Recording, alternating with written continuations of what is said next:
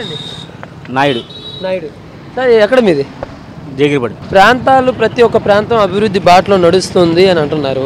మరి అభివృద్ధి ఎంతవరకు జరిగిందంటారు? అసలు జరిగిందా లేదా మీ ప్రాంతంలో? 90% జరగకపోవచ్చు కానీ 70% జరుగుతుంది అంతే. 70% జరిగిందా? జరుగుతూ ఉందా? జరుగుతూ ఉంది, జరగలేదు. జరగలేదు ఇంకా. మరి కొందరు అంటున్నారు అభివృద్ధి పదం అనేదే వినిపించవచ్చు, వినిపించకపోవచ్చు, కానీ 2019 ఎన్నికల్లో గెలిచే పార్టీ మాత్రం ఖచ్చితంగా చూపిస్తుంది అభివృద్ధి అనేది. అది కొత్త పార్టీలతోనే అవుతుంది అనే వాళ్ళు ఉన్నారు. మరి మీరేమంటారు? ఉన్నారా అంటే దాని గురించి అయితే కొత్త పార్టీ అంటే ఇప్పుడు వైఎస్ఆర్సీపీ ఉంది, జనసేన ఉంది, ఈ రెండు ఉన్నాయి. జనసేన జగన్ గారు ఎప్పటి నుంచి పోరాడుతున్నారా? అధికారం అంటే లేదు, కానీ ఆయన చేసి చాలా చేస్తున్నాడు. అంటే అధికారం ఉంటే ఎవరైనా చేస్తారు కదా. నెక్స్ట్ ఇప్పుడు జనసేన వస్తుంది, జనసేన కూడా చాలా చేస్తుంది. ఇటు ఏ అధికారం లేకుండా ప్రస్తుతానికైతే సీనియర్ నాయకుడు చంద్రబాబు గారు అలాంటిది ఆయన్ని కాకుండా ఇంకో వాళ్ళకి అవకాశం ఇస్తే జరగాల్సిన పనులు కూడా ఆగిపోతాయి ఇప్పుడు అని అంటున్నారు. జరగాల్సిన పనులు ఎంత కాగితాయండి?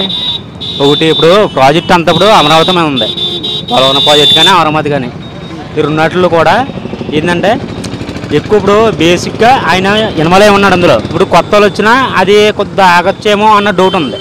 ఇప్పుడు ప్రాజెక్ట్ ఒక బిల్డింగ్ కట్టామనుకోండి మనం, ఒక బిల్డింగ్లో అది కట్టిన మేస్త్రికి అర్థమవుద్ది. అదే సగం మళ్ళీ అక్కడ కాంట్రాక్టర్ రద్దు అయిపోయి వేరే వాళ్ళు వచ్చాయంటే అది ఎంతవరకు న్యాయం జరుగుద్ది అంటే మరి వీళ్ళు చేసి పనులు బట్టి ఉంటుంది. అభివృద్ధి అంటున్నారు కదా, అభివృద్ధి ఇప్పుడు నెక్స్ట్ మన దగ్గర బడ్జెట్ ఏమి లేదు, తక్కువ బడ్జెట్.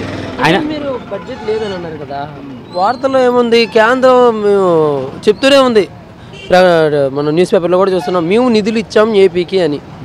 బాబు గారు ఏం లేదంటున్నారు అంటున్నారు కానీ మరి వస్తున్నాయి మనకు తెలుస్తుంది ఏంటి అలాంటి అలా అయితే తెలియదు. ఇప్పుడు నెక్స్ట్ ఏ పార్టీ వస్తుంది అన్నదంటే దానికి ఉదాహరణకి ఏంటంటే నెక్స్ట్ ఇప్పుడు ఈ రెండు ఓట్ల మీద ఉంటుందండి ఎక్కువ ఫోకస్. ప్రజారాజ్యం మీద, జనసేన మీద, వైఎస్ఆర్సీపీ మీద ఎక్కువ ఉంటుందండి. అది ఉంటుందంటే అది అవగాహన ఎవరికి లేదు. ఇప్పుడు మూడు దెబ్బ ఉన్నాయి ఇప్పుడు పార్టీలు మూడును. 2014 ఎన్నికల్లో టీడీపీకి సపోర్ట్గా నిలిచింది జనసేన. అయితే ఇప్పుడు వేరుగా వచ్చి స్వతంత్రంగా ఎంత గట్టిగా పోరాడుతుందో మనం చూస్తూనే ఉన్నాం. అయితే దీని ఎఫెక్ట్ కూడా అలాగే ఉంటుంది అంటున్నారు. ఎంతవరకు ఉంటుంది ఎఫెక్ట్? ఉండొచ్చండి. ఆ రేంజ్ అంటే మనం చెప్పలేం కదండి. ఒకటండి ఇప్పుడు మన తూర్పుగోదావరి జిల్లా ఉందండి, ఇది కడి మండలం, జేరిపోడు, ఇలా చుట్టుపక్కల మండలం ఏంటంటే ఎక్కువ అంటే క్యాస్ట్ బిల్లింగ్ ఎవరో పట్టించుకోరండి. మేము అందరం ఆడినాం, ఏ క్యాస్ట్ అనేది అందరం ఆడినాం, కానీ క్యాస్ట్ బిల్లింగ్ ఎవరు మేము పట్టించుకోము. ఒక ఎస్సీ కానీ, ఒక కాపు కానీ, కొమ్ము కానీ, ఇలా మేము క్యాస్ట్ బిల్లింగ్ దేనికి పట్టించుకోమండి. మేము అందరూ బాగానే ఉంటున్నాం. మాకు లేదు. నేను ఓసేయండి, నేను కాపు అంటే దాని గురించి కదా, నేను సివిల్ వర్క్ చేస్తాను, దానివల్ల మాకు అందరం ఒకటే. మేము అందరం పని చేసుకుంటాం, తెల్లవారితే అందరం కలుస్తాం, పేంటర్ కానీ కార్పెంటర్ అందరం కలుస్తాం. దానికి మాకు నాయకుడు ఎవరైనా సరే ఆ క్యాస్ట్ బిల్లింగ్ లేదు. మాకు కూడా మా ఊరు జేరిపడి ఉంది, మా జేరిపడిలో క్యాస్ట్ బిల్లింగ్ చూపిస్తే లేదండి. కానీ ఏంటంటే మా ఊర్లో అలా ఉండరు, కానీ ఎవరి పనాలు చేసుకుంటాం. పొద్దున్నైతే వాళ్ళ మా ఇంటికి వస్తారు, మేము వాళ్ళ ఇంటికి వెళ్తుంటాం, కానీ క్యాస్ట్ బిల్లింగ్ అంటే లేదు. ఓకే, అయితే మీరు క్యాస్ట్ బిల్లింగ్ లేకుండా వ్యక్తిగతంగా మనిషి మంచిగా అయితే చూసుకుంటున్నా అంటున్నారు కదా. వ్యక్తిగత మనిషి మనకి ఏం చేస్తారన్న సంగతి అయితే మేము చూసుకుంటాం. వరకు ఏ నాయకుడైనా పెద్దగా హామీలు ఇచ్చేది ఉందా? ఇప్పుడు ఎమ్మెల్యే గారైనా, ఎంపీ గారైనా వాళ్ళ పనితీరులు ఎలా ఉన్నాయి?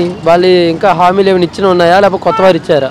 అంటే మనకి ఐడియా లేదు కదండి. అంటే ఇప్పుడు వచ్చి వీటి గురించి అయితే చెప్పగలను, కానీ కొద్దిగా మనకి పెద్ద అవగాహన ఉంది, అవగాహన తక్కువ అండి. పథకాల గురించి మాట్లాడితే అవి చాలా వరకు అందుతూనే ఉన్నాయి, సామాన్యుడికి అనేది ఉన్నాయి వార్తలు, కొందరికి అందలేదు అనేది ఉంది. అదే పథకాలు పెట్టడం ఎంతవరకు అంటే అండి, పథకాలు కొంచెం కొంతమంది ఆశపడతారు. మా ఊరికి ఇప్పుడు సపోజ్ మా చిన్న పల్లెటూరు అండి, జేరిపడి.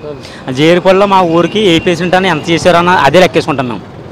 మా పల్లెటూరు అయితే అది కడియం మండలం అంటే కొద్దిగా మా ఊరి మీద, మాకు మండలం కదండి మాకు జేరిపడికి, ఆ విషయం అయితే మనకి తెలియదండి. ఓకే, కేసీఆర్ గారి గురించి ఒక రెండు మాటలు. కేసీఆర్ గారు ఏమో మనకెందుకంటే, కానీ ఆయన అన్ని మాటలు ఏపీ ముఖ్యమంత్రి చంద్రబాబు నాయుడు గారిని అన్నారు కదా, మీరు చూసే ఉంటారు వార్తలు. చూసామండి. ఇప్పుడు కేటీఆర్ కట్టేమన్నారండి, ఇప్పుడు ఎంత వివాదంగా మారాయి ఆ వ్యాఖ్యలు. అయ్యే మారాయండి, కానీ కేటీఆర్ ఏమన్నాడు ఇప్పుడు? కేటీఆర్ కానీ ఎవరన్నా జనసేన వస్తుందా అన్న టైపులో కేటీఆర్ ఇప్పుడు నేను టీవీ చూసినా, వాట్సాప్లో కానీ యూట్యూబ్లో కానీ చూసినా పవన్ కళ్యాణ్ వస్తాడన్న ఆయన చెప్తున్నా అక్కడ. మరి వీళ్ళకి రాజకీయ పొత్తులే. వస్తారా పవన్ వస్తారా ఇక్కడ? మా తూర్పు జిల్లా అంటే మరి జగన్ ఓన్లీ తూగోకి మాత్రమే అంటున్నారా, రాష్ట్ర వ్యాప్తంగా ఆయన వస్తారు? ఇక్కడ అంటే మనకి పవన్ మీద ఎక్కువ అభిప్రాయం ఎక్కువ ఉంటుందండి. ఇటు ప్రతి క్యాస్ట్ కూడా పవన్ సపోర్ట్ చేస్తారండి ఇక్కడ. సరే నేను అడిగింది ఆయన వ్యాఖ్యలు చేశారు కదా చంద్రబాబు గారి మీద, దాని గురించి అడిగాను, మీరు చెప్పలేదు అది.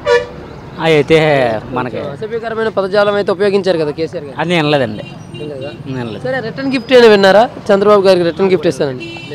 వినలేదండి. సరే అయితే మనం అయితే ఫ్యూచర్లో గవర్నమెంట్ ఫామ్ చేయబోయే పార్టీ ఏది చూడబోతున్నాం? ఎవరు వచ్చినండి మనకి ఆంధ్రప్రదేశ్కి అన్యాయం జరిగింది, దాని అంటే కొంత మనం లెక్కేసుకుంటే ఇంకా బెటర్మెంట్గా తీసుకెళ్ళాలి ఏ రైట్ వచ్చినా సరే.